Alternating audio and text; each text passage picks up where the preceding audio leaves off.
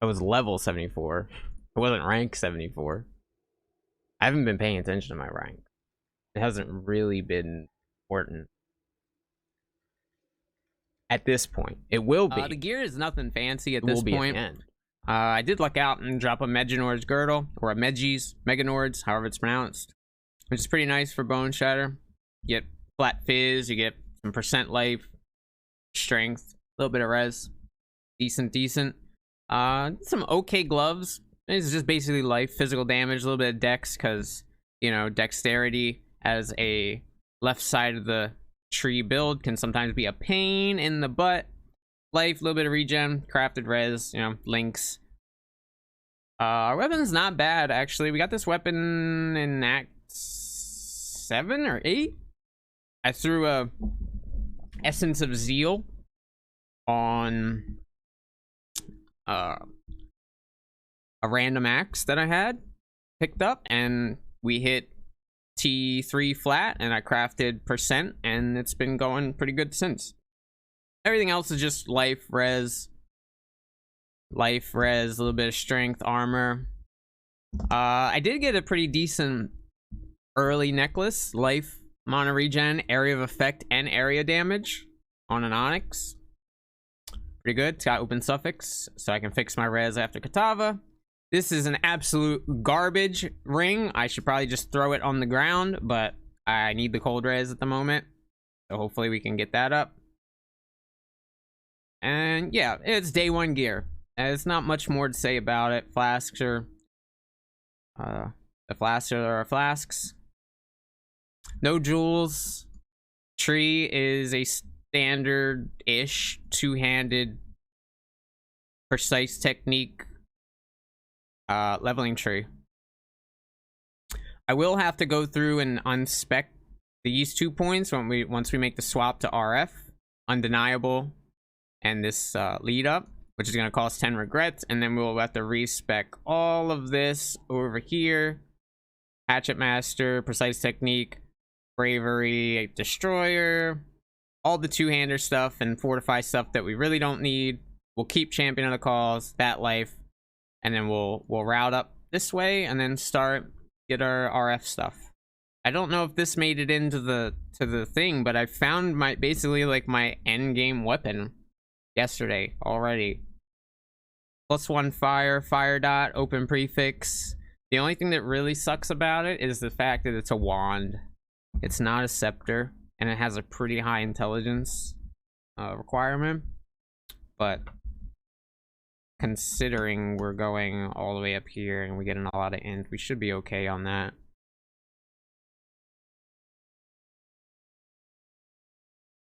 I dropped the reliquary key, one of the first couple maps that I dropped. Now there was a bounty to destroy one. However, someone got that done in like an hour. It was like, oh, it was done. So that's kind of cool. Pretty much from the gate. I wasn't even in maps. I didn't even make it to maps. I had to wait until after I killed Katava to even open it because I didn't have a map device. I dropped it in like Act 10 or something. Like right before I ran Merc Lab and all.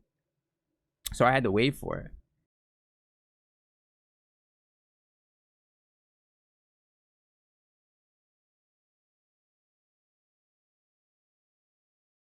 Terminus.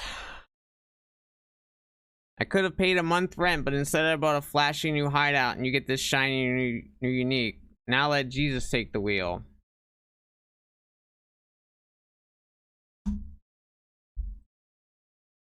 No, Jesus didn't take the wheel. You took the wheel.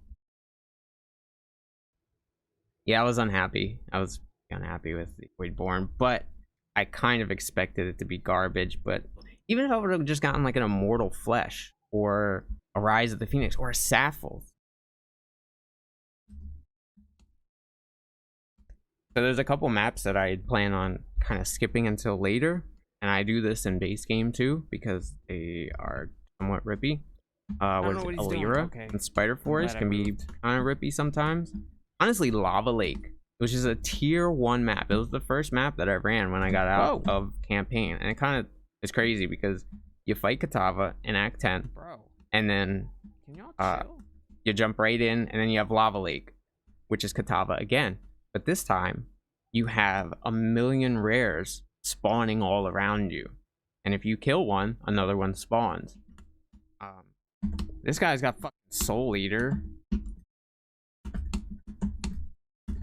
Sometimes, and this is what happened to me yesterday, you get a rare that spawns with Soul Eater. Now, why does that exist? And he just kind of hangs out in the corner and buffs up, and then he becomes Super Saiyan, and he's like, "Rah!" You know. So, he's dead. But it was my first map that I dropped. I ran it. Like the fact this is a T1 map, and that can happen. Like, why can a Soul Eater spawn in there like that? That is so troll. Honestly, I should have just abandoned it, but sometimes I'm stubborn. Cold River with the twins, with the sisters, with Lunaris and Solaris. The Solaris, what's she say? Dying Light, and then she shoots out that beam in front of her that then splits off and creates a grid all around. Those are all tagged as AoE and projectile, and while it doesn't look like it, they get multi-proj and extra AoE, and they can overlap.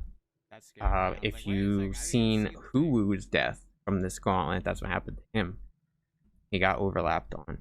As well as you're fighting 2 bosses at the same time. Any map boss that has multiple bosses, precinct, courthouse, it really sucks when you're playing SRS too. Anything like that, city square, can be somewhat rippy, because if you're focusing down 1 or even 2 of those bosses, there still could be another one in the distance on the corner of your eye, not really piquing your interest, and then all of a sudden swoop out and you're back to the beach. Graveyard boss with that Rain of Arrows guy, while being a jug, doesn't hurt you as much because you have a ton of physical mitigation, can still do a bit of damage.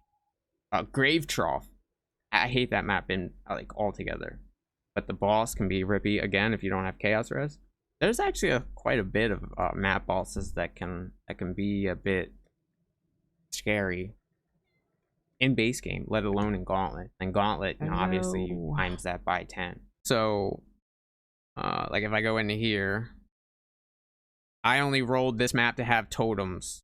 That's the only inherent mod that this map had, was area contains many totems. All the other ones are Gauntlet modifiers. Our monsters have increased AoE, increased monster damage. Monsters fire 2 additional projectiles. Monsters take 30% less damage.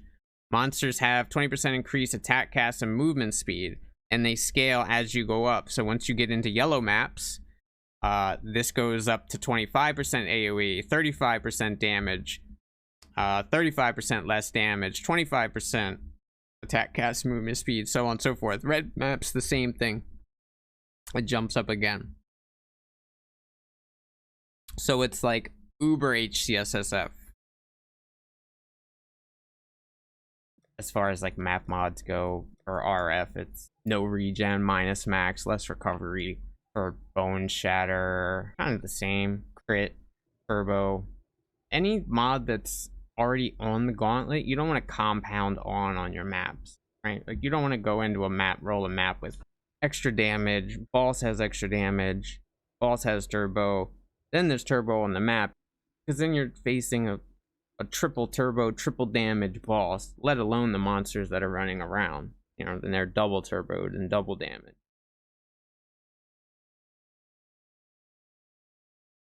One byproduct of death, if they may hurt, but you know, everything that happens to you in some way, shape, or form will ultimately lead you to be better in the future. The best teacher is failure, right? It's like when you fail, you learn what not to do. When you succeed, you only learn that one way to succeed. But there's a million ways to fail. I could tell you about a lot of my rips, you know, like going back to, you know, piety deaths and getting smashed by a big bird in a channel map in what was that, 316 Gauntlet. It's just a good way to learn what to do and what not to do. 99. 88. I didn't quality either.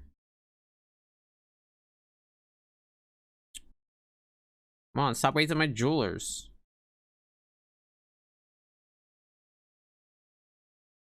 Thanks. I spent exactly 7 on it. And when I said stop wasting my jewelers, it gave me a 6 target.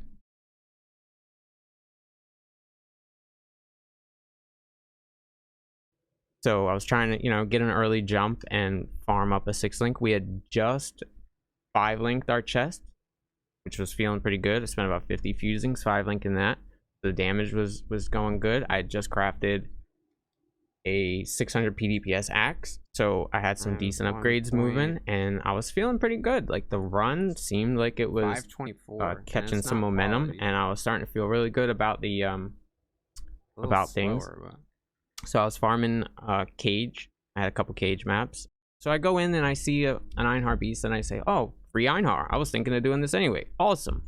I jump in, I kill a couple packs, and I come across a mob, a beast, and he's kind of in the corner, and I hover over him. He's got like 4 mods, and one of the mods that I see is overwhelms physical damage reduction, which when you are a armor build, that basically negates your defenses. Yeah, I seen it had overwhelm, and I said, "Oh, it's got overwhelm. Let me back up for a second. What? Play it safe." The monster was almost dead. I back up, and I look up at its at its like life bar. It's dying. I see Einhar throw the net, so I'm like, okay, cool. And as it does, I fall over. At first, I didn't see what happened. Cage map is a dark map. It's kind of a dark tile set, and I had my Ward Chief out, which is red, and he's swinging a big red axe. And the mob type that killed me was a gluttonous gull, which spits out the blood projectiles from the ledge, and they have far shot. So when I backed up and it shot out as it was dying, as it was getting caught, it literally had like 1 HP. I didn't see it because it was kind of dark. It was red on red. I thought it was dying, so I kind of laxed a little bit, and as it did, it just 2-shot me. It went boom, and I was like, what is that? Unfortunately, I didn't take notice of the mob type. I seen the overwhelm. I didn't see the mob type. Had I seen the mob type, I probably would have stayed a little bit closer, because I know that they have far shot. I know that they deal more damage from far away.